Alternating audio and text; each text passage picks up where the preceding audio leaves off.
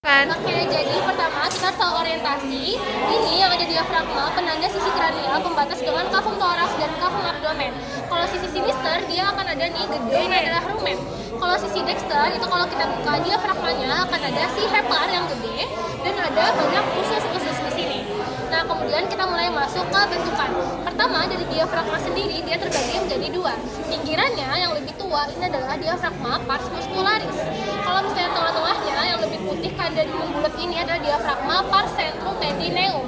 Nah, kemudian di tengah-tengah diafragma itu ada sebuah lubang longgar yang gede disebut sebagai hiatus esophagus. Hiatus esophageus.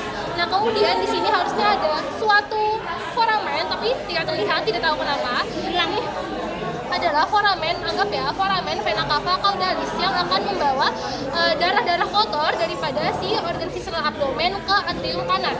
Nah, kemudian ini di belakang daripada si hiatus esophagus ini, di sini ada nih hiatus juga yang akan dimasuki oleh aorta. Makanya nama hiatusnya adalah hiatus aorticus. Hiatus aorticus.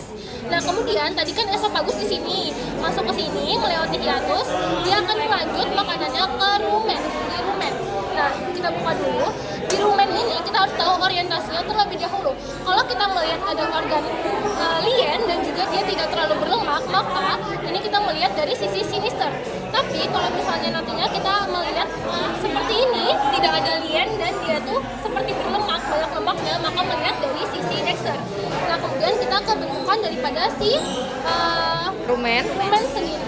Bentar, gimana? Ini tarik, nah udah. Udah. Yang pertama, kalau misalnya dorsalis ini dia disebut sebagai sulcus ruminis dorsalis. Kalau misalnya yang sudah dipisah oleh sulcus di sini berarti ini adalah sulcus ruminis ventralis, sulcus ruminis ventralis, sulcus ruminis dorsalis. Kemudian di ujungnya nanti ada buntu. Nah, ini buntu. Dia kantung buntu, tapi ini sudah tersayat. Kantung buntu ini yang di dorsal namanya adalah sulcus secus caudo dorsalis. Kalau yang di bawah ini adalah sulcus secus caudo ventralis. Mereka dibagi oleh sebuah sulcus yaitu namanya sulcus caudalis. Nah, kemudian sulcus yang akan membagi daripada si sulcus ruminis dorsalis dengan sulcus ruminis ventralis kan di sini. Ini namanya adalah sulcus longitudinalis sinister. Sulcus longitudinalis sinister yang akan dilewati oleh arteri ruminis sinister. Kemudian kalau misalnya di bagian dexter, sulcus ini disebut sebagai sulcus longitudinalis dexter yang akan dilewati oleh arteri ruminis dexter.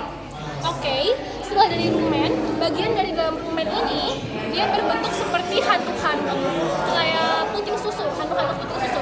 Disebut sebagai papillae ruminis, di mana pada rumen ini akan terjadi fermentasi.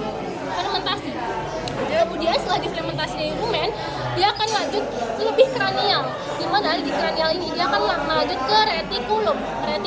Ini dari sisi lateral kayak gini, kayak kerang. Kalau dibuka dia seperti ini, seperti sarang lebah. Di mana bentukan sarang lebah dari dalam retikulum ini disebut sebagai cellulae reticuli. Di mana fungsi struktur seperti ini adalah untuk menyaring partikel-partikel besar dan kecil. Kalau partikelnya sudah cukup kecil, dia akan lanjut ke struktur yang ada di bawah hepar di sebelah dexter. Ini namanya adalah omasum. Ini kita buka set. Nah, omasum itu bentuknya seperti berlembar-lembar. Ini disebut sebagai laminae omasi. Kemudian dari omasum kita lanjut ke bentukan seperti kayak tabung gitu. Ini disebut sebagai abomasum.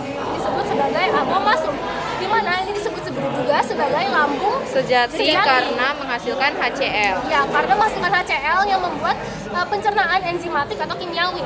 Nah, kemudian dari isi dari si mana nih? Nah, isi dari si abomasum ini dia kayak berbentuk seperti tirai gorden, kayak berlembar tapi tidak seberlembar daripada si omasum tadi di sini. Nih, beda kan? Ini omasum, ini si abomasum. Ini disebut sebagai plicae spiralis abomasi. Nah, kemudian kurvatura. Nah, jadi seperti ini ya. Ini ingat, ini adalah si omasum, ini yang abomasum. Nah, si omasum dan abomasum ini akan membentuk sebuah lekukan, di mana lekukan yang lebih kecil, yang lebih dalam ini diantara daripada omasum dan abomasum disebut sebagai curvatura minor. Sedangkan lekukan luar di sini sepanjang lateral daripada abomasum disebut sebagai curvatura mayor.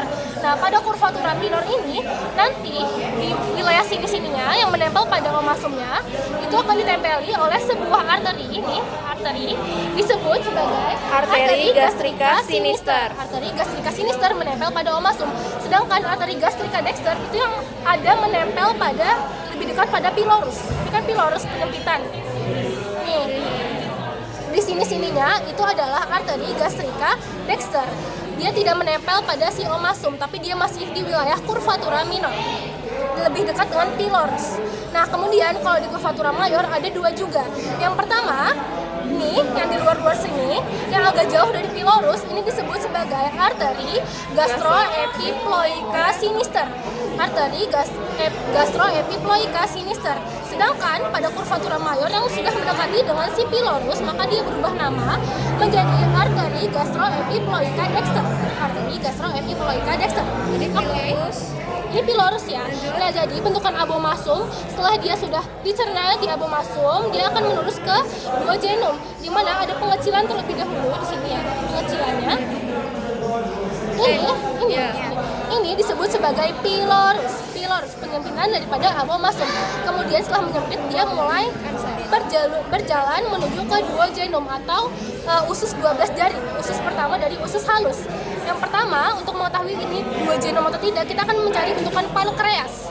Pankreas itu cacahan daging.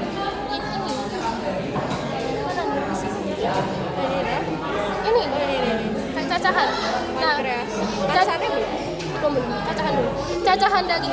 Jadi kita harus tahu ini pankreasnya kayak cacahan daging. Nah, nanti arteri yang memvaskularisasi pankreas adalah arteri pankreatika. Kemudian nanti pankreas ini kan akan ditutupi oleh si duodenum. Nah, duodenum ini nanti ada bentukan seperti huruf S, lekukan seperti huruf S. Nah, lekukan ini disebut sebagai ansa sigmoidea. Ansa sigmoidea.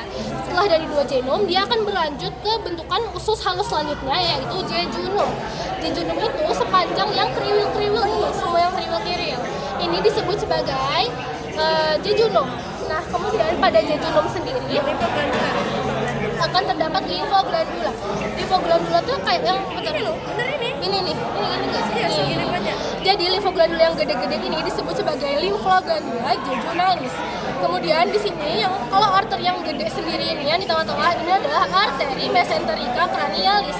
Kalau yang sudah mengarah ke jejunumnya ini disebut sebagai arteri jejunalis. Nah, kemudian ada mesenterium. Mesenterium itu adalah ini lapisan-lapisan yang bergantung daripada si jejunum. Dan kita akan lanjut dari jejunum, kita akan masuk ke ileum. Ileum. Jadi dia bentuknya seperti ini, meliuk masuk ke ileum. Cara mengetahui batas ileum itu kita harus melihat sekumnya. Jadi kalau sekumnya segini, berarti ileumnya start dari sini sampai sini. Ileum itu yang ini sekum. Nah, di antara ileum dan juga sekum, kita akan menemukan sebuah arteri yang akan memvaskularisasi ileum dan sekum, disebut sebagai arteri ileosaecalis. Arteri ileosaecalis.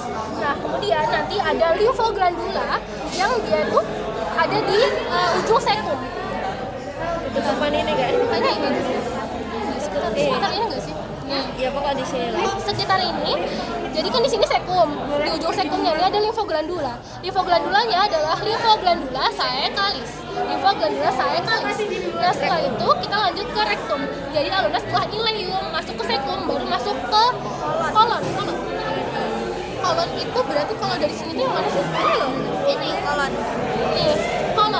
Ini kolon. Kalau dari sisi yang satunya dia akan lebih terlihat jelas. Nah, ini kolon.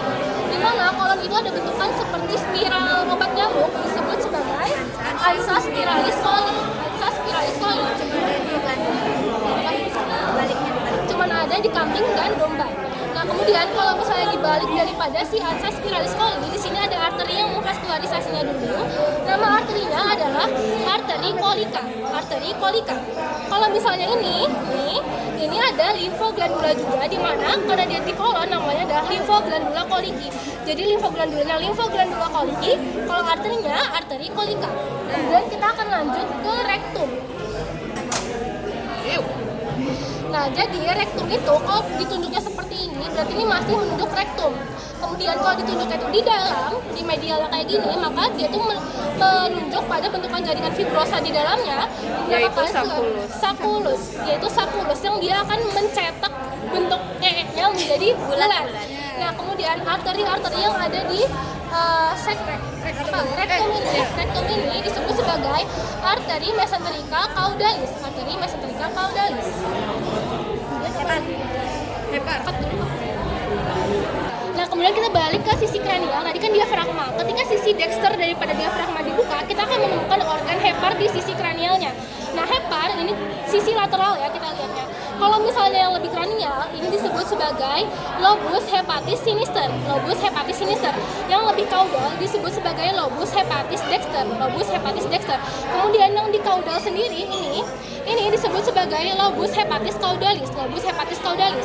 Kalau dilihat dari sisi medial, ini lobus hepatis sinister sepanjang ini, lobus hepatis dexter sepanjang ini, dan ini lobus hepatis caudalis sampai sini, lobus hepatis caudalisnya. Nah, kemudian di sini nanti ada suatu organ yang namanya itu adalah vesica velea. Vesica velea yang akan menampung sementara daripada cairan empedu. Vesica velea ini di baliknya ada suatu lobus tersendiri namanya adalah lobus quadratus. Lobus quadratus dibalik dari vesica velea. Kemudian kita akan lanjut ke ductus. Pertama, ductus yang mengarah ke vesica velea. Nih, ductus ini disebut sebagai ductus cysticus. Ductus cysticus. Kemudian kalau ductus yang dia tuh mengarah ke hepar yang agak gede ini disebut sebagai ductus hepaticus. Ductus hepaticus. Kemudian persatuan daripada ductus hepaticus dengan ductus cysticus yang ini disebut sebagai ductus choledocus. Ductus choledocus. Nah, kemudian nanti ada impresio. Yang pertama, kita lihat kayak gini. Tadi kan ditutup kayak gini. Berarti ini sisi dorsal. Jadi dorsalnya ventral. Ketika kita buka, dorsalnya jadi di bawah, ventralnya jadi agak di atas. Nah, penekanan yang ada di kraniodorsal disebut sebagai impresio reticularis. Impresio reticularis. Sedangkan yang kayak bentuk segitiga kayak gini, dia ada di kranioventral, maka dia disebut sebagai impresio abomasica. Impresio abomasica. Sedangkan yang lebih ke medial lagi, yang agak luas ini, sepanjang ini adalah impresio omasica. Impresio omasica. Kemudian ada visura. Jadi di antara daripada si lobus hepatis dexter dengan lobus hepatis sinister, itu nanti ada sebuah visura atau robekan dikarenakan organ itu sendiri, namanya adalah visura ligamentum teretis. Visura ligamentum teretis. Oke, itu renalis, impresio. Oh ya, terakhir ada impresio terakhir. Kan tadi ada 3 di sini. Kalau di caudalnya sendiri dekat daripada lobus caudalis punya hepar ini, di sini ada si impresio renalis. Impresio renalis nih, dekat sini. Karena kan ginjal tuh kayak bulat kayak gini nih. Dah.